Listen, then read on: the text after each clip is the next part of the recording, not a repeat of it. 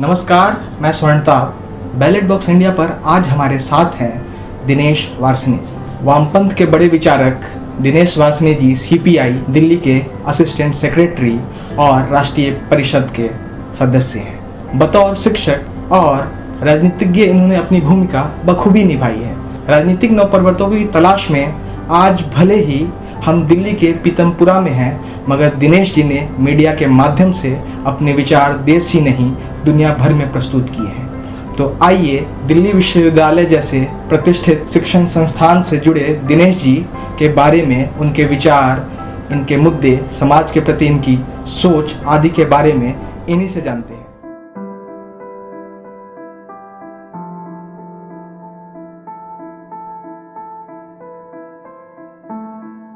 Dinesh ji, ballot box India पर आपका बहुत बहुत स्वागत है। धन्यवाद। तो पहला प्रश्न हमारा आपसे कि आप अपने बारे में क्या करते हैं, शिक्षा, पारिवारिक पृष्ठभूमि, विशेषज्ञता और इस क्षेत्र में कब से हैं, बताएं। मैंने 1976 में 11th क्लास पास की थी नंबर 4 सरोजनी नगर सरकारी स्कूल से, और उसके बाद मैंने अपना हिंदू कॉलेज में दाखिला लिया था। स्कूल में तो मैं स्पोर्ट्स में भी था, पर कॉलेज में जाके मैंने स्पोर्ट्स छोड़ दिया क्योंकि मैं सरकारी स्कूल से पढ़ा था और वहाँ पे हिंदू कॉलेज का जो माहौल था उसमें एकदम एडजस्ट होने में समय लगा। और उसके बाद मैंने BA honours sociology Hindu college से की। फिर मैंने एमए में दाखिला लिया बुद्धिस्ट स्टडीज़ में दिल्ली विश्वविद्यालय में। एमए बुद्धिस्ट स्टडीज़ के बाद एमए बुद्धिस्ट स्टडीज़ में मैंने संस्कृत, पाली, चाइनीज़, तिब्बतियन भाषा पढ़ी, फिलॉसफी पढ़ी, हिस्ट्री पढ़ी। तो मेरा ध्यान जो है हिस्ट्री की ओर गया और मैंने निर्णय लिया कि अब मैं एमफिल हिस्ट्री में करूं। तो मैंने एमफिल हिस्ट्री में की। वो मेरे सुपरवाइज़र हिंदुस्तान के बहुत प्रसिद्ध इतिहासकार प्रोफेसर आर एस शर्मा थे। मैंने उनके अंतर्गत 1984 में एमफिल की। उसके बाद मैं सीधा जॉब में चला गया 1988 में। बीच के दौरान मैं all India student federation Delhi state का सेक्रेटरी रहा और कोई तकरीबन 9 साल में दिल्ली राज्य AISF दिल्ली स्टेट का सेक्रेटरी रहा और 3 साल राष्ट्रीय सचिव मंडल का भी सदस्य रहा। 1988 में मैंने नौकरी लेने के बाद टीचिंग में रहा। मैं अपने छात्र जीवन से ही राजनीति में हूँ। मेरे पिता एक साधारण परिवार से थे और उत्तर प्रदेश में जिला बुलंदशहर में सांकरी गांव में मैं पैदा हुआ, परंतु मेरी पूरी शिक्षा नर्सरी से लेके और एमफिल तक दिल्ली में ही हुई, क्योंकि मेरे पिताजी एयर हेडक्वार्टर्स जो भारतीय वायुसेना का मुख्यालय है उसमें सिविलियन स्टाफ में काम करते थे और वो वहीं से रिटायर हुए। जब मैं कॉलेज में गया तभी मेरे पिताजी का वही साल रिटायरमेंट का भी था और उसी दौरान मैंने पढ़ाई की है उनकी रिटायरमेंट के बाद ही, हायर एजुकेशन। उसके बाद मैं छात्र राजनीति में आने के बाद ये निर्णय लिया कि शिक्षक बनने के बाद भी ये ज़रूरी है कि राजनीति में अपने को एक्टिव रखना चाहिए। कारण ये है कि राजनीति देश चलाती है। प्रश्न ये उठता है कि कौन सी राजनीति देश चलाती है? जनता की सेवा और जनता की भलाई, मजदूरों और गरीब किसानों की लड़ाई लड़ने की लड़ाई या पूंजीपतियों की लड़ाई। मैं फिर भारतीय कम्युनिस्ट पार्टी का छात्र जीवन में ही सदस्य बन गया था, दिल्ली राज्य परिषद का सदस्य भी रहा। फिर मैं शिक्षक बनने के बाद दिल्ली विश्वविद्यालय शिक्षक संघ में बहुत एक्टिव रहा। 2 बार मैं दिल्ली विश्वविद्यालय में उसकी अकादमिक परिषद का सदस्य भी चुना गया। कोई भी टीचर 2 ही बार चुनाव जीत सकता है या 2 ही बार चुनाव में रह सकता है। तो मैं 2 बार अकादमिक परिषद का सदस्य रहा और डूटा में बहुत एक्टिव रहा, जिसमें मैं अभी भी एक्टिव हूँ। मेरा ये मानना है कि हर मानस को, चाहे वो किसी भी विचारधारा से मानता हो, उसको अपनी सामाजिक गतिविधियों में उसको जरूर रखना चाहिए। और कोई भी व्यक्ति अगर ये कह दे कि मैं सामाजिक गतिविधियों में रहूँगा और राजनीतिक नहीं हूँ, तो ये बहुत बड़ी राजनीति है, क्योंकि राजनीति हमारे जीवन के हर पहलू पे असर डालती है। चाहे हम कपड़े पहनते हों, चाहे हम खाना खाते हों, चाहे हमारे समाज की स्वास्थ्य की सुविधाएं हों, चाहे शिक्षा की सुविधाएं हों, चाहे हमारी परिवहन की व्यवस्था हो, ये सब राजनीतिक नीतियों पर ही निर्भर करता है किसका शोषण हो रहा है, कौन शोषण कर रहा है, कौन शोषित है, ये सब राजनीति निर्णय करती है। इसलिए मेरा ये मानना है कि हमें राजनीति में सबको दिलचस्पी लेनी चाहिए और उस राजनीति में दिलचस्पी लेनी चाहिए जिसमें आम मानस का, मेहनत कश आवाम का, किसान का, मजदूरों की इज्जत, उनकी लड़ाई को आगे बढ़ाया जाए, उनके हकों की लड़ाई को आगे बढ़ाया जाए। और इस देश में तो पितृसत्तात्मक समाज बहुत भारी है, इसलिए महिलाओं की और बच्चों की लड़ाई लड़ना बहुत ही अति आवश्यक है। महिलाओं को अभी भी दुय्यम दर्जे का समझा जाता है। उनके उत्थान की लड़ाई लड़ना उतनी ही मेहनतकश लड़ाई, उतनी ही महत्वपूर्ण लड़ाई है जितनी कि मेहनतकश और गरीब किसान की लड़ाई। जी, जैसा कि आपने अभी बताया कि राजनीति लोगों को क्यों करनी चाहिए या राजनीति में क्यों भागीदारी सबकी होनी चाहिए, लेकिन हम यहाँ विस्तार से जानना चाहेंगे कि आपने बतौर शिक्षक नौकरी की, यानी मतलब शिक्षा को अपने पेशे के रूप में चुना, लेकिन समाज की अगुवाई ही क्यों, जरा विस्तार से बताएं। देखिए, समाज में शिक्षक सबसे ज़्यादा जिम्मेदार व्यक्ति होता है। शिक्षक जो है देश निर्माताओं को बनाता है, शिक्षक जो है विश्व निर्माताओं को बनाता है। और शिक्षक अगर समाज की लड़ाई नहीं लड़ेगा तो आज जो मुल्क में वातावरण है या पूरे विश्व में जो वातावरण है जिसमें पूंजीवादी और साम्राज्यवादी शोषण बहुत तेजी से आगे बढ़ रहा है और वो अपनी असफलताओं के कारण छटपटा रहा है, वो हमें आपसी लड़ने के लिए बहका रहा है। ऐसे में अगर शिक्षक राजनीति में नहीं रहेगा, वो वैज्ञानिक दृष्टिकोण नहीं विकास करेगा, वो देश की जनता और आने वाली जनसंख्या, आने वाले जो नागरिक हैं देश के या विश्व के, उनका अगर वैज्ञानिक मतक्य नहीं बनाएगा तो इस देश में कौन बनाएगा या इस विश्व में कौन बनाएगा। इसलिए शिक्षक का पेशा ही सुधार वाला पेशा होता है कि वो सुधारक भी है, निर्णायक भी है, निर्माणकर्ता भी है। इसलिए शिक्षकों को तो चाहे वो नर्सरी स्कूल का शिक्षक है, चाहे वो प्राइमरी स्कूल का शिक्षक है, चाहे वो हायर सेकेंडरी स्कूल का शिक्षक है, चाहे वो इंटर कॉलेज का शिक्षक है, चाहे वो विश्वविद्यालय का शिक्षक है, हर शिक्षक को अपनी जिम्मेदारी समाज में बहुत महत्वपूर्ण ढंग से निभानी चाहिए।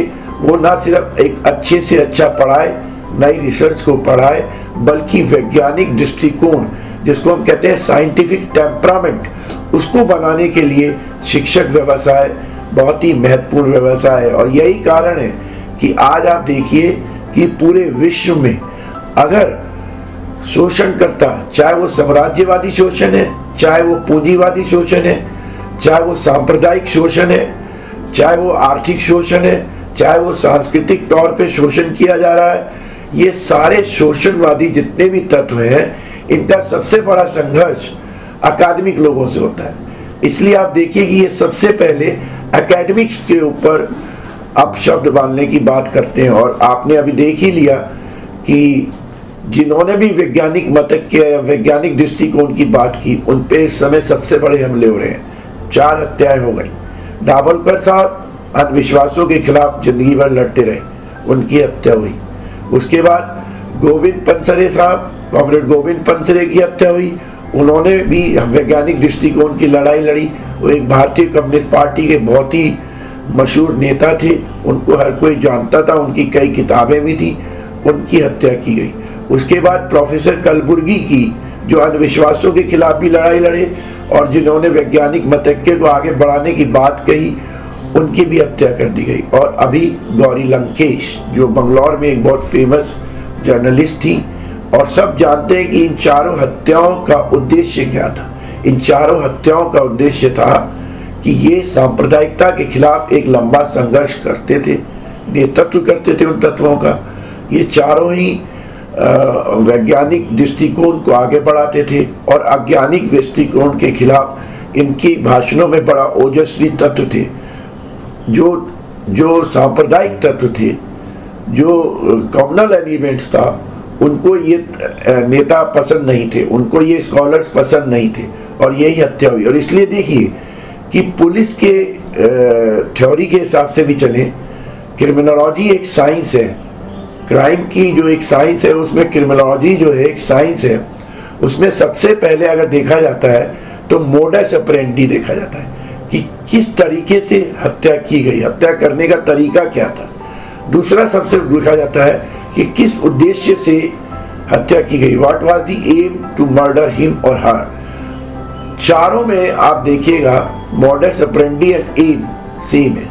इसलिए ये बहुत जरूरी है कि आज जो अवैज्ञानिक दृष्टिकोण फैलाया जा रहा है, कभी हमें धर्म के नाम पे बांट के, कभी हमें कपड़ों के, हम जो पहनते हैं कपड़े उनके आधार पे बांट के, कभी हमारे भोजन के आधार पे, कभी हमारी भाषाओं की भिन्नताओं के आधार पे, कभी हमारी क्षेत्र की भिन्नताओं के आधार पे, ये बांटने की सारी कोशिशें हमेशा वही तत्व करेंगे जो ये मानते हैं कि शोषण जारी रहे, मुनाफा और मुनाफे का उनका खेल जारी रहे और आम जनता को इसमें बावला बनाए रखो, आम जनता को इन्हीं चीज़ों में उलझाए रखो और नोटबंदी का जो असफलता हुई उसको छुपाए रखो, अर्थव्यवस्था बुरी तरह से गिरी हुई है देश की, उसको छुपाए रखो।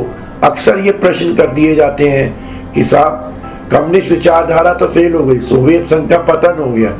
कम्युनिस्ट विचारधारा जो कार्ल मार्क्स और लेनिन है या मार्क्सवाद जो लेनिनवाद है, वो अपने आप में कहता है कि हर देश में क्रांति वहाँ की स्थानीय परिस्थितियों के हिसाब से आएंगी और वो क्रांतियाँ बनाई जाती हैं। क्रांतियाँ अपने आप कभी पैदा नहीं होती हैं और क्रांतियाँ बनाना, इसलिए लोग क्रांतियाँ बनाने से घबराते हैं। तो उस घबराहट में वो सारे ऐसे तत्व फैलाएंगे जिससे आम जनता आपस में बटी रहे, आम जनता आपस में लड़ती रहे, आम जनता आपस में बावली बनी रहे और मैं लूट कमाल लेके उड़ता रहूं और लूट और मुनाफा मुनाफा मुनाफा और घोर मुनाफे का खेल जारी रहे। यही कारण है कि शिक्षकों को ना सिर्फ वैज्ञानिक शिक्षा देनी चाहिए बल्कि सभी अपने छात्रों को, सभी देश की जनता को, सभी अपने पड़ोसियों को, वो एक अच्छा प्रोपोगेटर भी होता है, एक प्रोपोगंडिस्ट भी होता है। उसके लिए जरूरी है कि वो अपने समाज में ऐसे तत्व पैदा करे जिस समाज में बच्चा वैज्ञानिक बने, चाहे वो समाज वैज्ञानिक बने, चाहे वो हार्ड साइंसेस, एग्जैक्ट साइंसेस का वैज्ञानिक बने, चाहे वो किसी भी विषय का विशेषज्ञ बने, परंतु उसका दृष्टिकोण वैज्ञानिक रहे। अगर वैज्ञानिक दृष्टिकोण रहेगा तो देश और ज्यादा प्रगति करेगा, विश्व और ज्यादा प्रगति करेगा और उस तरह की प्रगति करेगा जिसमें शोषण की कोई स्थान नहीं होगा, जिसमें निजी पूंजी की अंधी लूट का कोई स्थान नहीं होगा। और यही कारण है कि लोग, जब हम वर्ग संघर्ष की बात करते हैं तो लोग वर्ग संघर्ष के नाम से ही घबरा जाते हैं, जबकि वर्ग संघर्ष को रोकने के ही ये सारे तरीके हैं कि इनको बांटे रखो, इनको लड़ाए रखो और हम वर्ग संघर्ष की लड़ाई को पीछे करते रहेंगे। इसलिए देखिए कि आप मुझे एक प्रश्न का जवाब दीजिए, अरब स्प्रिंग आई, अरब स्प्रिंग में वो सरकारें क्यों नहीं गिरी जो अमेरिका के साथ थी, जो अमेरिकी विरोधी सरकारें थी, साम्राज्यवादी विरोधी सरकारें थी, या जिनका समाजवाद की ओर रुझान था, सिर्फ वही सरकारें क्यों गिरी। इसी तरीके से आप देखिए, कहा गया कि साहब इराक में वेपन्स ऑफ मास डिस्ट्रक्शन है, मानवता को नष्ट करने वाले हथियार हैं। इतने साल हो गए, 2 बार अमेरिका ने साम्राज्यवादी देशों के साथ मिलकर उस पर हमला किया। आप मुझे बताइए कौन सा वेपन ऑफ मास डिस्ट्रक्शन आज तक इराक में मिल गया। ये सारा खेल था तेल की लड़ाई का। अब आप म्यांमार में देख लीजिए, अभी रोहिंग्या क्राइसिस चल रही है, संकट चल रहा है। वहाँ की सरकार को उसको सुधारना चाहिए, वहाँ की सरकार को उसको सही तरीके से करना चाहिए और उसमें जो नोबेल प्राइज विनर है आंग सान यूई, उनको भी इसको सुधारना देखना चाहिए। बात यह है कि उस प्रांत में जहाँ वो सब लोग रहते हैं, एक वो बहुत बड़ा हाइड्रोकार्बन का डिपॉजिट है, उस पर अब इंटरनेशनल मोनोपोली की नज़र है, फिर उसमें जापान की भी नज़र है, उसमें और देशों की भी नज़र है। उसको के लिए वो उस क्षेत्र को एथनिक क्राइसिस के नाम पे या एथनिक संकट के नाम पे या आतंकवाद के नाम पे खाली करना चाहते हैं। और यहाँ मैं ये बता देना चाहता हूँ, आतंकवाद का कोई धर्म नहीं होता। आतंकवाद को बनाने वाले वही लोग हैं जो हथियार सबसे ज़्यादा विश्व में बेचते हैं। मैं ये जानना चाहता हूँ, विश्व में कितने आतंकवादियों के पास या आतंकवादी संगठनों के पास उन देशों के हथियार क्यों नहीं मिलते जो देश कम्युनिस्ट हैं या समाजवादी रुझान की ओर है। सिर्फ अमेरिकी और इजरायली हथियार क्यों मिलते हैं। तो ये सारा हमें देखना होगा। इसलिए शिक्षक की भूमिका पूरे देश में पूरे विश्व में महत्वपूर्ण है। और यही कारण है कि आज शिक्षा के पेशे को छात्र, आम जनता तो पसंद करती है, पर जो शोषण के साथ राजनीतिज्ञ या शोषणवादी राजनीतिक पार्टियां हैं या जो पूंजीपति रुझान वाली राजनीतिक पार्टियां हैं, वो उनको सख्त नफरत करती हैं। हमारा अगला प्रश्न आपसे है कि आपने जैसे पहले बताया कि आप छात्र राजनीति से भी जुड़े रहे हैं, यानी राजनीति में आपका प्रवेश छात्र जीवन से ही हो चुका था, तो उस दौरान आपने काफी मुद्दों की लड़ाई लड़ी होगी। तो वैसे में हम जानना चाहते हैं कि भारत के हिसाब से आपको कौन कौन से प्रमुख मुद्दे नजर आते हैं और उनका समाधान आप क्या देना चाहते हैं? देखिए, इस समय जो सबसे बड़ी समस्या ना सिर्फ भारत में है बल्कि पूरे विश्व में, और भारत में तो वो समस्या बहुत ज़्यादा है, और वो है बेरोजगारी की। बेरोजगारी दिन प्रतिदिन बढ़ती जा रही है, और नोटबंदी के बाद तो पूरे विश्व ने इस बात को एक मत से मान लिया है कि भारत में जो नोटबंदी हुई नवंबर में, 8 नवंबर को जो नोटबंदी की गई, वो पूरी तरह से असफल है। उससे हमारी अर्थव्यवस्था बहुत नुकसान हो गया। और आप ये देखिए कि जो छोटे और मझोले उद्योग हैं वो तो तकरीबन बंद के होने के कगार पे आ गए, और वही सबसे ज़्यादा रोजगार देते थे, क्योंकि बड़े बड़े जो उद्योग हैं, जो कॉरपोरेट के, मोनोपोली के, वहाँ तो ऑटोमेशन बहुत हो रखा है। तो जो उद्योग थे, जो मझोले और छोटे उद्योग थे जो रोजगार देते थे, वो बंदी पे आ गए, बंदी के कगार पर हैं या बंद हो चुके हैं। और यही कारण है कि तकरीबन ये माना जाता है कि भारत में कि 5 करोड़ लोगों की नौकरियां चली गई, जबकि मौजूदा प्रधानमंत्री श्री नरेंद्र मोदी जी ने सरकार में आने से पहले ये कहा था कि मैं 2 करोड़ नौकरियां हर साल दूंगा। अभी तक टोटल 1,30,000 नौकरियां पिछले साल दी गई, और उसमें से फिर चली भी गई। सरकार डाटा से भी छेड़खानी करती है। कहा था महंगाई 100 दिन में खत्म कर दूंगा। बताइए कहाँ पे महंगाई खत्म हुई? लोगों की जेब में पैसा नहीं रहा, महंगाई बढ़ गई।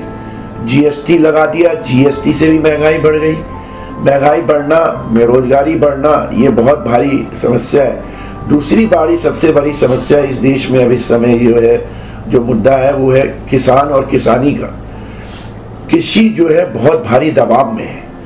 किसान इतना मजबूर है कि प्राकृतिक आपदाएं आ जाए, ज़्यादा बारिश आ जाए, बाढ़ आ जाए, सूखा पड़ जाए, तो उसकी पैदावार कम हो जाती है, तब उसकी मुश्किल। ज़्यादा पैदावार कर दे तो पूंजीपति लोग क्या करते हैं, सरकार के पास एक बहुत बड़ा हथियार है आयात निर्यात का, वो उसका प्रयोग करके उन किसानों को मार देती है। और ये आप देखिए कि आज़ादी के बाद पहली बार ऐसा हो रहा है कि बहुत सारी फसलों का जो न्यूनतम मूल्य है वो भी नहीं मिल पा रहा। और इसलिए देखिए कि पूरे देश में किसानों का संघर्ष उछाल पे है। सीकर में अभी बहुत भारी आंदोलन चल रहा है, राजस्थान में, उससे पहले मंदसौर में चल रहा है। और जब भी गरीब आदमी आंदोलन करता है, पुलिस दमन का प्रयोग करती है। पुलिस अपने आप तो दमन करती नहीं, पुलिस तो राज्य सरकार या केंद्र सरकार या सरकार के कहने पे करती है। सरकार के पास ये जो औजार है पुलिस का, ये आम किसानों के खिलाफ, आम मजदूरों के खिलाफ होता है। तीसरा, आप देखिए कि जितने भी स्वामीनाथन आयोग की रिकमेंडेशंस थी उनको लागू ही नहीं किया जा रहा, जबकि बीजेपी के अपने घोषणा पत्र में 2014 के लोकसभा चुनाव के घोषणा पत्र में उन्होंने खुद कहा है कि हम स्वामीनाथन आयोग की रिपोर्ट को लागू करेंगे और किसान की फसल की लागत का 1.5 गुना उसको दाम दिलवाएंगे। मैं ये जानना चाहता हूँ किस क्षेत्र के किसान को कौन से अनाज या फल या सब्जी या अन्य कोई उत्पादन करने वाले, कृषि उत्पादन को करने वाले किसान को ये 1.5 गुना मिल गया। किसानों की बहुत बुरी हालत है, वो अपनी बेटियों की शादियां तक टाल देते हैं इनके लिए, और सब जानते हैं कि इसमें खेल जो है पूंजीपतियों का है। दाल जो है 65 रुपए किलो थी, 220 रुपए किलो तक बिक गई। क्यों बिकी? क्योंकि सब जानते हैं कि देश में गौतम अडानी ने 1.5 लाख टन 1 लाख टन दाल का को सिंगापुर के पोर्ट पर रोक दिया, और जब महंगी हो गई तो ले आए। और यही कारण था कि उस तत्कालीन रिजर्व बैंक के जो गवर्नर थे रघुराज और सरकार रघुराम रमन और जो सरकार के जो तत्कालीन वित्त मंत्री थे उनमें बहुत भारी मतभेद पैदा हुआ, और इसलिए उनको रिन्यूअल भी नहीं दिया गया टर्म का, जबकि वो एक बहुत अच्छे अर्थशास्त्री थे, जबकि वो अर्थशास्त्री हमारी वामपंथी विचारधारा के नहीं थे, परंतु उनका ये मानना था कि अंधा मुनाफा कमाने की इजाजत नहीं दी जा सकती। 27 रुपये या 30 रुपये किलो खरीदी गई दाल को बाजार में होलसेल में 150 रुपये बेचने की इजाजत नहीं दी जा सकती। चौथा सबसे बड़ा मुद्दा है इस समय शिक्षा का। दिन प्रतिदिन जब से भारत में उदारीकरण और नव उदारवाद आया है, वो नरसिम्हा राव सरकार की तरफ से सबसे आया था, तब मनमोहन सिंह जी जो थे वित्त मंत्री थे, तब से लेके अब तक शिक्षा को निजीकरण की ओर बढ़ाया जा रहा है। चाहे वो प्राइमरी शिक्षा हो, चाहे वो सेकेंडरी शिक्षा हो, चाहे वो उच्च शिक्षा हो, सारी जगह शिक्षा के बजट पे मौजूदा सरकार बड़े पैमाने पे कट कर रही है। और अब तो शिक्षक भी सड़कों पे आ गए हैं। आपको पता है पिछले दिनों 5 सितंबर को शिक्षक दिवस में पूरे हिंदुस्तान के विश्वविद्यालयों के शिक्षकों ने काला दिवस मनाया। इसलिए नहीं कि उनको तनख्वाहें सिर्फ बढ़वानी, इसलिए कि शिक्षा का निजीकरण रोका जाए, इसलिए कि शिक्षा पे हो रहे हमलों को रोका जाए, इसलिए कि शिक्षा में जो वैज्ञानिक सिलेबस हम बनाते हैं उस पे सरकार अपनी इच्छा थोपना चाहती है और अपना सांप्रदायिक एजेंडा लगाना चाहती है। क्योंकि मौजूदा सरकार जो है उसकी मात्र संस्थान है आरएसएस, और आरएसएस ही एक ऐसी संस्था है इस देश में जिसने आज़ादी के आंदोलन में तो कोई भाग लिया ही नहीं, बात छोड़िए, बल्कि उनके लोग और उनके समर्थक लोग, चाहे वो हिंदू महासभा थी या कोई और थी, वो सब विक्टोरिया महारानी की समर्थक थे। उन्होंने बकायदा ये वीर श्री वीर सावरकर जी जो थे, जिनको वो वीर कहते हैं, उन्होंने साफ कहा कि देश के हिंदुओं अंग्रेजों के खिलाफ क्यों लड़ते हो, ईसाइयों कम्युनिस्टों के खिलाफ लड़ो और मुसलमानों के खिलाफ लड़ो, ये उनका वक्तव्य है। और बल्कि इतिहास में हमें ऐसे बहुत सारे उदाहरण मिलते हैं जब जब ऐसी संस्थाएं आज़ादी के आंदोलन में कहीं आई तो उन्होंने ब्रिटिश उद्देश्यों की प्राप्ति के लिए, ब्रिटिशर्स की प्राप्ति के लिए, ब्रिटिश साम्राज्यवाद के फायदे के लिए लड़ाई लड़ी और वहां पर दंगे बढ़ते गए, सांप्रदायिक दंगे बड़े उभरे। ये हमारे सामने इतिहास में बहुत सारे ऐसे उदाहरण मिलते हैं। उसके बाद आप देखिए लगातार एक नैरेटिव कोशिश की जा रही है देश की जनता का पूरा मतक्य बदलने के लिए, देश की जनता के मानस का दिमाग एक साइड ले जाने के लिए कि इतना ही सांप्रदायिकता फैलाओ कि देश की जनता आपस में भटके रहे। और सब जानते हैं उसका उद्देश्य क्या है। उसका उद्देश्य एक ही है कि मैं जो मेरे को समर्थन देते हैं क्रोनी कैपिटलिस्ट या बिचौलिए पूंजीपति या पूंजीपति, मैं उनको फायदा पहुंचाता रहूं और वो मेरे को चंदा देते रहें। और यही देखिए कि देश की जो सबसे 2 बड़ी पार्टियां हैं बीजेपी और कांग्रेस, दोनों अपने फंड का सोर्स बताने को तैयार नहीं है, जबकि भारतीय कम्युनिस्ट पार्टी तो 1978 से लगातार इनकम टैक्स रिटर्न भरती आई है और हम पूंजीपतियों से चंदा भी नहीं लेते हैं। यही कारण है कि हमें ये देखना होगा कि राजनीति हो तो कौन सी राजनीति हो, क्योंकि राजनीति देश चलाती है और वो देश चलाने वाली राजनीति कौन सी हो, वो जो आम जनता का भला करे, जो आम जनता को शिक्षा दे। शिक्षा का निजीकरण किया जा रहा है, यूजीसी का बजट आधे से भी कम कर दिया गया है।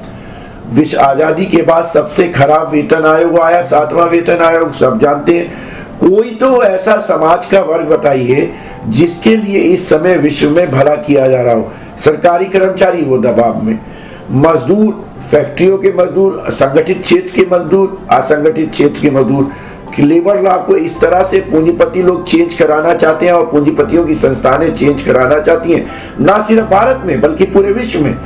परसों फ्रांस में भी बहुत बड़ा मजदूरों का आंदोलन हुआ है, स्पेन में भी हुआ है, इटली में भी हुआ है। कोई ऐसा द्वीप या प्रायद्वीप या महाद्वीप नहीं है जहाँ पे मजदूर और किसान संघर्ष की राह पे नहीं है। क्यों? कि इस तरह से कानून बदले जा रहे हैं कि कुछ लोगों को फायदा हो, वो मोनोपोलियों को फायदा हो, मोनोपोलीज को फायदा हो, एकाधिकारवादी कंपनियों को फायदा हो, एकाधिकारवादी घरों को फायदा हो और साम्राज्यवाद का फायदा हो। और यही कारण है कि अब तो सब जानते हैं, अब तो CIA के एक्स डायरेक्टर ने भी कह दिया कि अमेरिका ने क्रिएट किया ISIS। पहला पैम्पलेट तालिबान का न्यूयॉर्क में छपा। अब तो ये साफ है, अब तो ये एस्टेब्लिश रिसर्च है, इसमें कोई डाउट ही नहीं रहा, इसमें कोई संदेह ही नहीं रहा। परंतु मीडिया भी आज जो है भारत में खास तौर से जो मेन स्ट्रीम मीडिया है, चाहे वो इलेक्ट्रॉनिक मीडिया या प्रिंट मीडिया, कुछ को छोड़ के वो वही बात करना चाह रहा है जो पूंजीपति या उनकी समर्थक सरकारें कहना चाह रही है। वो सिर्फ भारत में नहीं हो रहा है, सब जगह हो रहा है। वो कोशिश ये करते हैं कि एक आध आदमी वो वामपंथी या जो सेंटर ऑफ द लेफ्ट है उनसे भी बुला लेंगे दिखाने के लिए कि वो न्यूट्रल डिबेट है, पर उनके प्रश्न हमेशा इस तरीके से होंगे कि जनता के दिमाग में वही बात जाए जो आम जनता के तो समर्थन में नहीं है, परंतु वो पूंजीपतियों के मुनाफे की ओर लीड करती है। तीसरी सबसे बड़ी समस्या इस देश में है स्वास्थ्य की, नागरिक स्वास्थ्य की। आप मुझे ये बताइए, आप 10-10 करोड़ रुपए के एमएलए खरीद सकते हैं, परंतु आप 65 लाख रुपए की ऑक्सीजन नहीं खरीद सकते है। क्या मतलब है इसका? अरे आप हाई स्पीड ट्रेन चला रहे हैं, आज ही उसका उद्घाटन हुआ है अहमदाबाद में, जापान के प्रधानमंत्री आए हुए हैं, बुलेट ट्रेन का। अरे बुलेट ट्रेन चलेगी, पहले उत्तर पूर्व देख लीजिए, कितने राज्यों में अभी भी ट्रेन नहीं है। उत्तर पूर्व के नागरिक को अगर दिल्ली आना हो तो उस बेचारे का 3,000 रुपया खर्चा हो जाता है अगर वो ट्रेन से और बस से भी आता है, और 3 दिन में यहां पहुंचता है।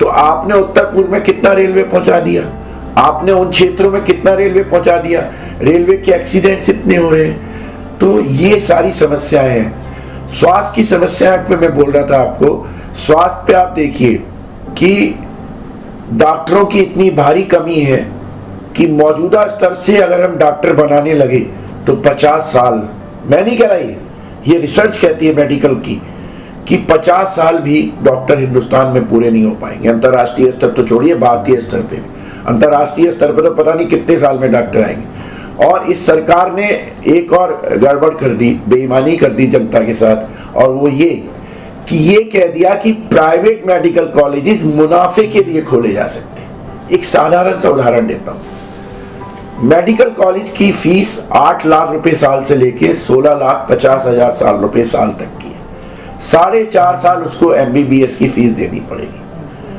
8 चौक 32 और 4 36 लाख रुपए उसकी फीस हो गई।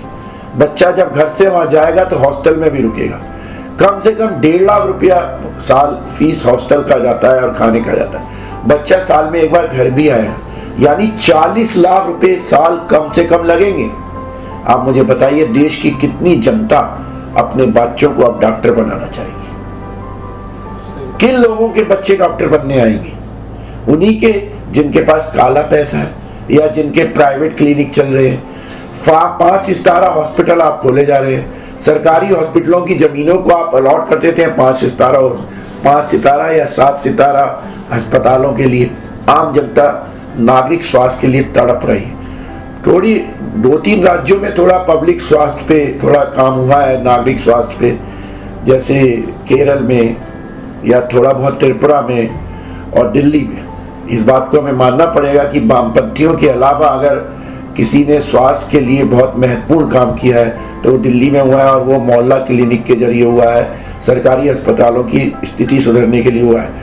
परंतु दिल्ली के सरकारी अस्पतालों पे दबाव बहुत है। उसका कारण ये है कि दिल्ली के आसपास सटे राज्य जो हैं वहां पे सरकारी स्वास्थ्य की सुविधाएं चरमराई हुई हैं। उन राज्यों को भी अपने यहाँ ऐसी ही स्वास्थ्य की सुविधाएं करनी चाहिए, नहीं तो दिल्ली के अस्पतालों पर दबाव रहेगा। ये बात सही है कि देश की राजधानी है दिल्ली, और देश के हर नागरिक का पूरा हक है, उसका अधिकार है कि वो दिल्ली आके अपने स्वास्थ्य की सुविधाओं को हासिल करे।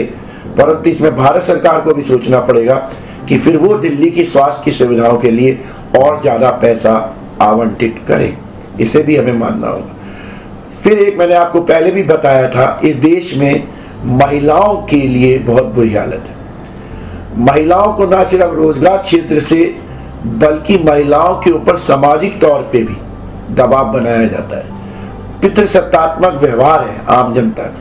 पढ़ा लिखा आदमी भी पैट्रियार्कल ढंग से बिहेव करता है।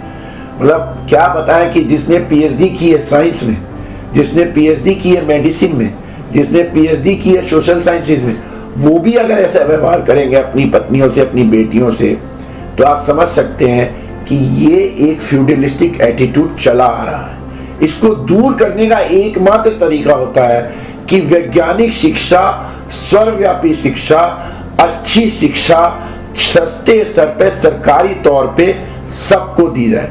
इस देश में जो सरकारी स्कूल है उनको तो कहना चाहिए पब्लिक स्कूल, परंतु उल्टा है। सरकारी स्कूल को कहते हैं गवर्नमेंट स्कूल, और जो सरकारी स्कूल जिनको पब्लिक स्कूल कहना चाहिए उनको, जो प्राइवेट स्कूल है उनको कह दिया जाता है पब्लिक स्कूल। पहली बात तो सरकार को ये फंडा बिल्कुल क्लियर कर देना चाहिए कि साहब आप पब्लिक स्कूल नहीं हो, आप अपना लिखो प्राइवेट स्कूल, निजी विद्यालय। ये गलत है, ये नैरेटिव चेंज करना चाहिए जिससे कि आम जनता को पता लगे। आप अमेरिका और इंग्लैंड का उदाहरण देती है ये सरकारें बहुत। इंग्लैंड में और अमेरिका में भी सरकारी स्कूलों को पब्लिक स्कूल कहा जाता है, बाकी स्कूलों को प्राइवेट स्कूल कहा जाता है। तो ये चीजें आपको देखनी होगी। चौथा सबसे बड़ा जवाब ये है कि जो हम टैक्स दे रहे हैं वो दिन प्रतिदिन बढ़ता जा रहा है, परंतु उसकी रेसिप्रोकल जो जनता को फायदे हैं वो देखने को नहीं मिल रहे। उदाहरण के लिए आप देखिए हमारा कितना बड़ा एनपीए है। एनपीए हम कहते हैं कि जो बड़े बड़े पूंजीपति घरानों ने बैंकों से, सरकारी बैंकों से कर्जा लिया उसको वो लौटा नहीं रहे, वो 12 लाख करोड़ के आसपास पहुंचा हुआ है। पहले 10 परिवारों के पास तकरीबन 6 लाख करोड़ रुपया है। आप पहले 5 परिवारों पे ही 6 लाख करोड़ रुपया है। आप समझिए ये किसका पैसा है? आम जनता का पैसा है। फिर ये टैक्स भी पूरा नहीं देते, टैक्स चोरी भी करते हैं। टैक्स चोरी कैसे करते हैं कि ये इनके खिलाफ कोई टैक्स होता है तो ये टैक्स ट्रिब्यूनल में चले जाते हैं, वहां लटकाए रखते हैं। उस पैसे के ब्याज से फिर धीरे धीरे थोड़ा टैक्स देते रहते हैं और सरकारी नीतियों को इस ढंग से बनवाते हैं कि इनको सूट करे। सबसे बड़ा उदाहरण है, आज कल ही हंगामा कटा है पूरे देश में पेट्रोल डीजल के दाम। अब आप देखिए एक बैरल कच्चे तेल में 157 लीटर होते हैं। 157 लीटर कच्चे तेल से तकरीबन 159 से 166 litre petrol, diesel, gasoline, propane, ये सारी चीजें उत्पादित की जा सकती है। और ये मैं बता देना चाहता हूं कि कच्चा तेल एक काला हीरा है, काला सोना या हीरा जो भी आप कहना चाहें, उसकी एकमात्र अंश भी बर्बाद नहीं जाता है। नहीं तो आज उसके कचरे से हिमालय जितना पहाड़ हर देश में खड़ा हो जाता। आपको कहीं पेट्रोलियम प्रोडक्ट का कचरा दिखा? नहीं दिखा ना, क्योंकि उसका हर अंश यूज होता है। 1500 तरह के बाई प्रोडक्ट उस कच्चे तेल से पैदा होते हैं, जिसमें इंडियन ऑयल कॉर्पोरेशन 159 तरह के कच्चे बाई प्रोडक्ट पैदा करती है। उनकी भी तो कीमत लगाइए, उनकी भी तो कीमत लगाइए। उसका कचरा भी एक आइटम है, उसका एक कचरा भी आइटम है। आप सड़क बनाते हैं, तारकोल प्रयोग करते हैं, वो पेट्रोलियम प्रोडक्ट का कचरा है, जनता को ये पता ही नहीं है। और बहुत सारे केमिकल्स हैं जो क्रूड ऑयल से बनते हैं, उसके कचरे से निकलते हैं, या उसको अन्य बाई प्रोडक्ट्स में उसको कन्वर्ट किया जाता है, यहाँ तक वैक्स तक में कन्वर्ट किया जाता है, मॉम जिसको आप कहते हैं। तो ये सारी चीजें हैं। उसके दाम मेरे पड़ोसी मुल्क में बांग्लादेश, म्यांमार, श्रीलंका, पाकिस्तान, नेपाल, सब हमसे कितनी छोटी छोटी अर्थव्यवस्था है, हमसे आधे दाम पे बिक रहा है। और देश में बम्बई में सुना 80 रुपए पहुंच गया, और डीजल जो है 76 या 75 रुपए पहुंच गया। दिल्ली में भी कोई कम नहीं है, 76 या 75 रुपए पेट्रोल है और 62 या 63 रुपए डीजल पहुंच गया। पिछले एक महीने में 12% दाम पेट्रोल के बढ़े और 10% डीजल के बढ़े। लूटा जा रहा है। 3 सरकारी कंपनियों की भी बल्ले बल्ले, परंतु 2 निजी घरानों की भी बल्ले बल्ले। और सब जानते हैं उसमें दोनों निजी घराने भारतीय जनता पार्टी को सबसे बड़े फंडर हैं, सबसे बड़ा पैसा वही लोग दिए, और यही इसलिए अपना ये स्रोत नहीं बताना चाहते हैं। इस देश में आज़ादी के बाद अगर सबसे महंगा कोई चुनाव हुआ तो वो 2014 का लोकसभा चुनाव हुआ, जिसमें सबसे ज़्यादा पैसा मोदी जी और उनकी पार्टी ने लगाया। आम जनता को नहीं पता कि एक हवाई जहाज के उड़ने में कितना खर्चा आता है। सिर्फ पेट्रोल ही नहीं खर्च होता है, आप जिस एयरपोर्ट पे उतरते हैं उसका लैंडिंग चार्ज, उसका वेटिंग चार्ज, उसका टेकिंग ऑफ चार्ज वो भी होता है, वो भी खर्चे में आना चाहिए। कितने के एयर माइल्स वो चले, आम जनता को पता ही नहीं होता है। उनको कोई टेलीविजन या मीडिया इसको उठाने को तैयार नहीं है, क्योंकि उनको भी तो अपना मुनाफा देखना है। और उनको मुनाफा कहाँ से आता है? इन निजी घरानों से, इन पूंजीपति घरानों से। और अब तो ऑलमोस्ट ऑल सभी टीवी चैनल जो हैं वो मोनोपोली हाउसेस की हो गई हैं, और उसमें मुकेश अंबानी जो है वो इस समय विश्व के मेरे ख्याल सबसे बड़े मीडिया ओनर होंगे। तो वो हर ऐसी चीज को फैलाएंगे जिससे कि सामंतवादी दृष्टिकोण झलके। और यही कारण है कि महिलाओं के ऊपर अत्याचार दिन प्रतिदिन कम होने की बजाय बढ़ते जा रहे हैं। उनके ऊपर आर्थिक दबाव भी है, उनके ऊपर सामाजिक दबाव भी है, जबकि नीति सरकार की ये होनी चाहिए कि महिलाओं की शिक्षा को सबसे ज्यादा प्राथमिकता देनी चाहिए। क्योंकि कार्ल मार्क्स का एक सिद्धांत है जो देश पे भी लागू होता है और व्यक्ति पे भी लागू होता है, जिसकी कोई काट नहीं है विश्व में। Economic independence maintains your political independence. ये व्यक्ति पे भी लागू होता है। आपकी आर्थिक स्वतंत्रता आपकी सामाजिक स्वतंत्रता को भी बरकरार रखती है। हमारा अगला प्रश्न आपसे है कि क्षेत्र से जुड़े जो मुद्दे हैं जिस पर आप काम करते रहे या काम करना चाहते हैं, तो आपकी नजर में क्षेत्र से जुड़े प्रमुख मुद्दे कौन कौन से हैं, जरा विस्तार से बताएं। देखिए, दिल्ली में सबसे बड़ी समस्या अभी भी सार्वजनिक शिक्षा, सार्वजनिक स्वास्थ्य की अभी भी मौजूद है। उस पर काम तो हुआ है, हम ये नहीं कहते हैं कि काम नहीं हुआ है, परंतु उसमें अभी भी बहुत सुधार की गुंजाइश है और बहुत कुछ करने की गुंजाइश है। सरकारी स्कूलों को बड़े पैमाने पर उसका नेटवर्क फैलाना पड़ेगा दिल्ली में, क्योंकि दिल्ली एक शिक्षा का हब बन गया, एक शिक्षा का बहुत बड़ा केंद्र बन गया।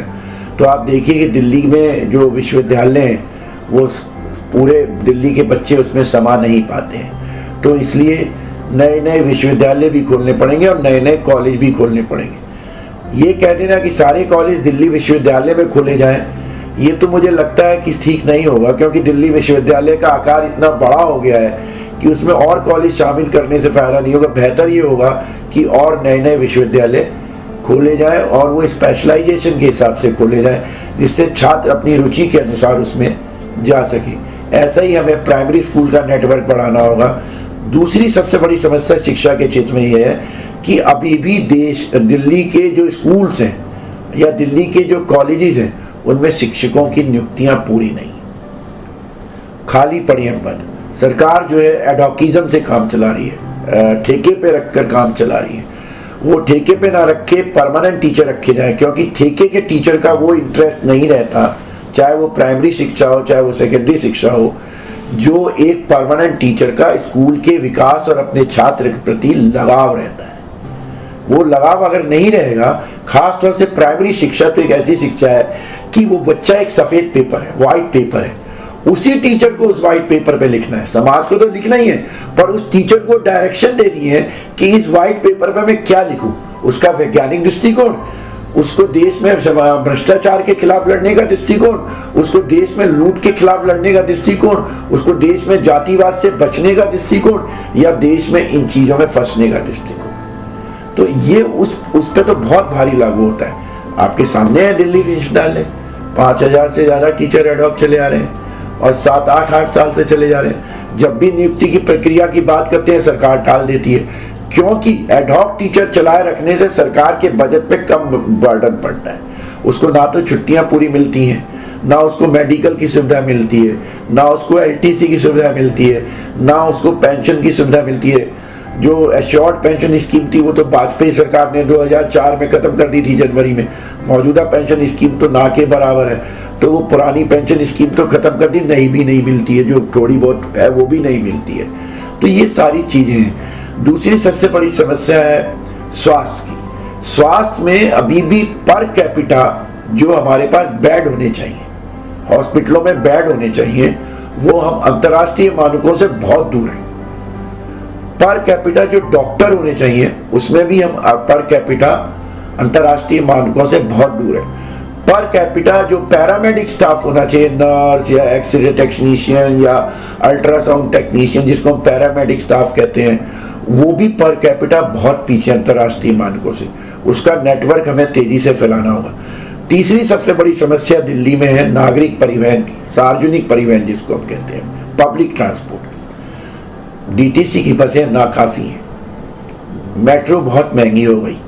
मेट्रो तो इतनी महंगी हो गई कि गरीब आदमी तो मेट्रो से जाना सोच भी नहीं सकता है, क्योंकि मेट्रो एक डेस्टिनेशन से एक डेस्टिनेशन तक जाती है, उसका किराया बस से 3 गुना ज़्यादा है। और वो कहाँ से 60 रुपये लाएगा या 50 रुपये लाएगा, उसके बाद वो उतर के फिर शायद बस लेनी पड़ेगी या पैदल चलना पड़ेगा या रिक्शा लेना पड़ेगा। तो इसलिए सार्वजनिक परिवहन इस ढंग से हो कि वो जनता की भलाई के हिसाब से चलाया जाए। और जो भी देश सार्वजनिक परिवहन को मुनाफे की नजर से देखता है ना, वो बेईमानी करता है। इसलिए कि सार्वजनिक परिवहन से कौन जा रहा है? आपकी वर्कफोर्स जा रही है, सरकारी दफ्तर का कर्मचारी जा रहा है, फैक्ट्रियों का मजदूर जा रहा है, घरों में काम करने वाले लोग जा रहे हैं, छात्र जा रहे हैं, बुजुर्ग जा रहे हैं। ये सब आपके प्रोडक्शन प्रोसेस में शामिल है।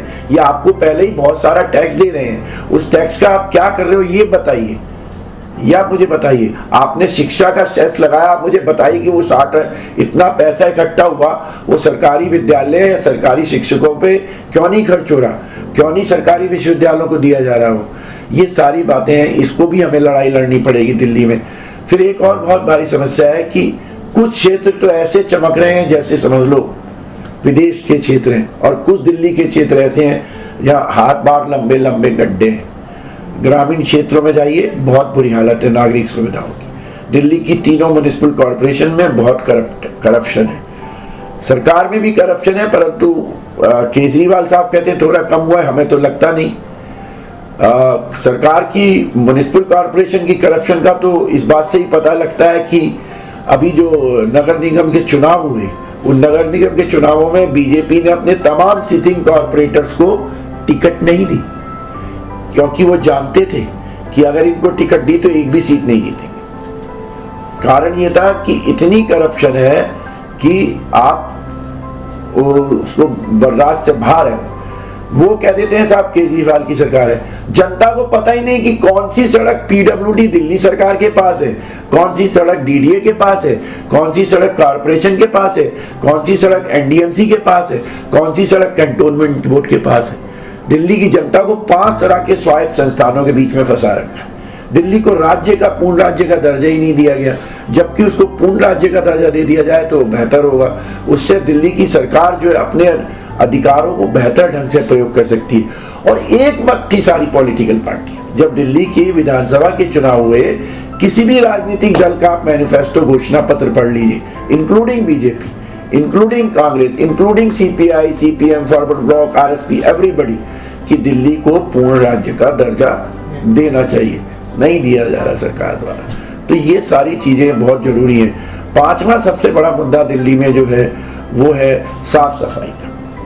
दिल्ली की साफ सफाई की व्यवस्था अंतर्राष्ट्रीय मानकों तो छोड़िए, एक मानवीय आधार पे भी अगर देखें तो नाकाफी है। कुछ क्षेत्र में तो मैंने आपको पहले बताया बहुत चमक रहे हैं, और कुछ क्षेत्रों में कचरों का ढेर है। जो रीसेटलमेंट बस्तियां हैं, जिनको हम कहते हैं पुनर्वास बस्तियां, आप वहां जाके देख लीजिए कितना कचरा है। मेन रोड पर थोड़ी बहुत सफाई भी है, उन गलियों में कितनी सफाई है सब जानते हैं। डेंगू का आपने देख ही लिया, डेंगू का कितनी तरह से फैलता है और सरकार क्या कदम उठाती है। पहले ही मैंने बताया कि स्वास्थ्य की सुविधाएं तो पहले ही चरमराई हुई हैं कि per capita bed, per capita doctor, per capita medical staff है ही नहीं हमारे पास जितना होना चाहिए, और आएगा भी कहां से? है ही नहीं डॉक्टर, है ही नहीं पैरामेडिक्स, लाओगे भी कहां से? आपने सरकारी मेडिकल कॉलेज खोले ही नहीं, आपने सरकारी पैरामेडिक्स के इंस्टीट्यूट खोले ही नहीं, आप खोलना भी नहीं चाहते हो, क्योंकि आपने मेडिकल शिक्षा जो है मुनाफे के लिए खोल ली। आप मुनाफा तो या तो सरकार सोच ले कि मुनाफा कमवाना है, या सरकार सोच ले कि जितना टैक्स आ रहा है उससे सार्वजनिक जनता का भला करना है, सारी जनता का भला करना है। इसमें हमें सोचना होगा, और यही राजनीति का फर्क है। छठी जो सबसे दिल्ली की बड़ी समस्या है, वो समस्या है पानी की, बिजली की। पानी बिजली सुधरे, परंतु निजी हाथों में उसका वितरण दे दिया गया। अभी तो थोड़े बिजली के दाम बढ़ने रुके नहीं, इससे पहले सरकार में तो हर 3 महीने बाद रिव्यू कर देते, और सरकार ने ये खेल रखा है। पैदा ये करेंगे नहीं बिजली एक यूनिट, बांटना लेंगे।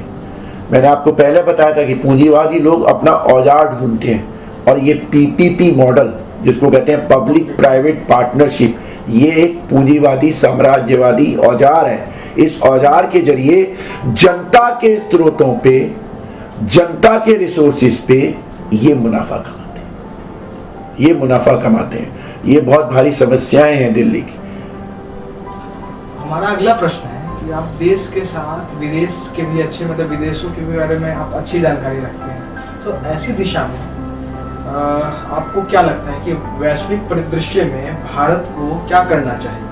और किन किन विषयों में विशेष ध्यान देने की आज जरूरत है? देखिए, वैश्विक परिदृश्य में हर देश ये देखता है कि सबसे पहले मेरे जो पड़ोसी मुल्क हैं, जिनसे मेरी भूमि की सीमाएं लगती हैं या जल की सीमाएं लगती हैं, वहाँ पे उनसे मेरे अच्छे संबंध हो। इत्तेफाक है, बड़े अफसोस के साथ कहना पड़ता है कि मौजूदा हालातों में हमारे अपने पड़ोसी मुल्कों से अच्छे संबंध नहीं, और उससे क्या होता है कि देश की आम समस्याओं पे भी असर पड़ता है।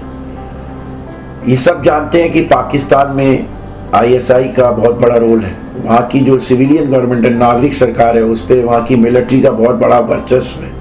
और वो किसने क्रिएट किया? वो किसने क्रिएट किया? वो कौन पैदा करने वाले लोग हैं? आर्म्स लॉबी वाले लोग। हिंदुस्तान पाकिस्तान आपस में भिड़ते रहे और हमारे हथियार बिकते रहे और उसका मुनाफा उनको पहुंचता रहे। तो वो भी हथियार ज्यादा खरीदते हैं, हम भी हथियार ज्यादा खरीदते हैं। आतंकवाद को किसने पैदा किया? आतंकवादी संगठनों को किसने पैदा किया? साम्राज्यवाद ने पैदा किया। वो साम्राज्यवादी शोषण के वो भी शिकार हो रहे हैं, हम भी शिकार हो रहे हैं। उनकी सरकार भी यहाँ पे भारत विरोधी करती रहेगी, हमारी सरकार भी यहाँ पे भारत विरोधी करती रहेगी। हार्डलाइन तत्व वहाँ पे भी हैं जो मुस्लिम करते रहेंगे, हार्डलाइन तत्व यहाँ पे भी हैं जो हिंदू करते रहेंगे। तो ये चीज है। दूसरा देखिए, बांग्लादेश में एक प्रगतिशील सरकार है इस समय में, वो भी वहाँ आतंकवाद से लड़ रही है। उनका गरीबी का इंडेक्स हमसे बेटर है, उनका गरीबी उन्मूलन का इंडेक्स हमसे बेटर है, उनका भ्रष्टाचार लेवल पे भी इंडेक्स हमसे बेटर है। अभी जो रिसेंट रिपोर्ट आई आपके सामने है, उसमें भारत बहुत पीछे चला गया है। और चीन है, चीन मैकमोहन लाइन को ना तो चीन मानता है ना भारत मानता है। ये वो समय नहीं है कि युद्ध से ये मुद्दे सुलझाए जाएं। आपसी टेबल से, कूटनीतिक ढंग से इन मुद्दों को सुलझाना चाहिए और दोनों देश अपनी अपनी प्रगति के लिए संघर्ष करें। और इस समय विश्व सबसे बड़ी समस्या से झेल रहा है, वो है आतंकवादी समस्या। आतंकवाद का कोई धर्म नहीं होता है, ये मैं बता देना चाहता हूँ। आतंकवादी जो है वो लूट और खसूट की राजनीति करते हैं। आतंकवादी अंततः मदद उसी की करते हैं जो शोषणवादी नीतियां होती हैं, और शोषणवादी नीतियों में साम्राज्यवाद और ये है पूंजीवाद है। आप देखिए 1929 वाली मंदी भी पूंजीवादी होड़ के कारण आई, और जो 2006 से 2012 के बीच मंदी आई वो भी पूंजीवादी होड़ के कारण आई। तो पूंजीवाद तो सफल है ही नहीं, इसमें तो कोई शक ही नहीं है। अंततः देश को, देशों को, विदेशों को सबको जाना पड़ेगा समाजवाद की ओर ही, समाजवाद के बाद साम्यवाद की ओर ही, क्योंकि इसके अलावा और कोई वैज्ञानिक दृष्टिकोण है नहीं। वो अपने आप में एक वैज्ञानिक दृष्टिकोण है, विज्ञान है। इसलिए कोई गलत फहमी में ना रहे, अंततः जाना उसी को पड़ेगा। ये थोड़े थोड़े समय बाद पूंजीपति सरकारें आपको थोड़ा लॉलीपॉप देती रहेंगी, आप सोचोगे अरे मिल गया, फिर आपसे ही छीन लेंगी। इधर से आपको कुछ दिया, उधर से आपको पेट्रोल डीजल के दुगने नाम लेके छीन लिया। और पेट्रोल डीजल क्या करता है? पेट्रोल डीजल तो हर चीज पे महंगाई बढ़ाएगा। ज्यादातर लोड अभी भी पेट्रोल डीजल से ही हो रहा है। ट्रेनों से आ रहा है तो वो भी अधिकतर डीजल से ही चल रही है। बिजली भी चल रही है तो बिजली भी तो फसाइल फ्यूल से ही बनती है अधिकतर। तो ये हमें देखना होगा सारी चीजें। अंतर्राष्ट्रीय स्तर पे हमें संघर्ष करना होगा, आतंकवाद के खिलाफ माहौल बनाना होगा। और उस आतंकवाद के खिलाफ जब हम माहौल बनाए तो उसको सांप्रदायिक नजरिए से नहीं, बल्कि आतंकवाद की नीतियों, आतंकवाद को बढ़ाने वालों के खिलाफ लड़ने से ये हमें करना होगा। अंतर्राष्ट्रीय स्तर पे हमें आर्थिक बराबरी की भी लड़ाई लड़नी पड़ेगी, पर्यावरण के बचावट की भी लड़ाई लड़नी पड़ेगी। पर्यावरण को सबसे बड़ा नुकसान कौन पहुंचा रहे हैं? पूंजीपति देश, साम्राज्यवादी देश। यही कारण है, आप देखिए अमेरिका तो उस पर साइन करने को तैयार नहीं होता है, हर बार वो पीछे हट जाता है। क्यों? कि सबसे बड़ा तो पर्यावरण का दुश्मन वही है और जिम्मेदार ठहराता है विकासशील देशों को। जब तुम सबसे बड़े नुकसान पहुंचा रहे हो और सबसे बड़ी अर्थव्यवस्था हो, तो आप सारे देशों की मदद करिए इसको कम करने के लिए। और पर्यावरण को अगर नुकसान पहुंचेगा तो सबसे भारी नुकसान पहुंचता है गरीब जनता का। आप मुझे बताइए, बाढ़ में कौन सा महल डूब गया?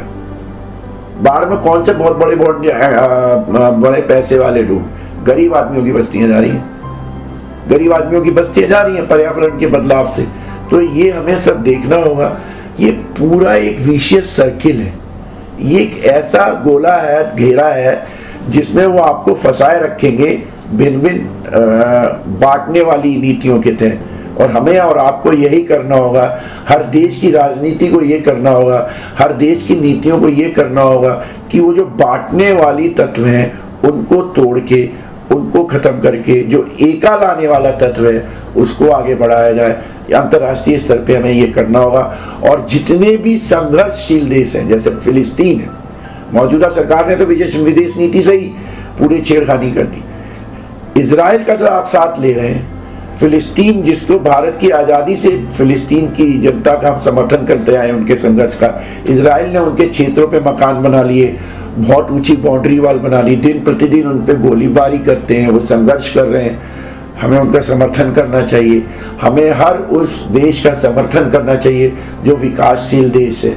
हमें पूंजीवादी या साम्राज्यवादी देशों के झांसे में ना आके हमें सर्वव्यापी सर्वजनिताय, बहुजनिताय, सारे देश, विश्व की जनता के हित की बात करनी चाहिए। क्योंकि आतंकवाद जो है वो किसी को ये देख के नहीं मारता कि तू मुसलमान है या हिंदू है या ईसाई या सिख है या जू है या अमरीकी है। सब जानते हैं अमेरिका भी आतंकवाद झेला है ना, ट्विन टावर्स के गिरने पे, उस पर झेला है ना। मरे तो आम लोग ना। तो हर इंसान का खून लाल है। एक बहुत किसी कवि ने कहा है कि धुएं का रंग कोई भी हो वो एक है, चाहे वो कफन का धुआं हो, चाहे वो हवन का धुआं हो, धुएं का रंग एक है। इंसान है और हमें इंसानियत की नीति को आगे बढ़ाना चाहिए, इंसानियत की भलमनसाई की नीति को आगे बढ़ाना चाहिए। तो ये थे आज हमारे साथ प्रोफेसर दिनेश वार्ष्णेय जी, जिन्होंने बड़ी ही बेबाकी से और बड़े ही गंभीर मुद्दे उठाए और उन पर अपनी बात रखी। तो बैलेट बॉक्स इंडिया पर आने के लिए दिनेश जी आपका बहुत बहुत धन्यवाद। मेरी तरफ से भी मैं बैलेट बॉक्स इंडिया का धन्यवाद देना चाहता हूँ, जिन्होंने मुझे ये मौका दिया कि मैं अपनी बात को देश के और विश्व के परिप्रेक्ष्य में ठीक से रख सकूँ।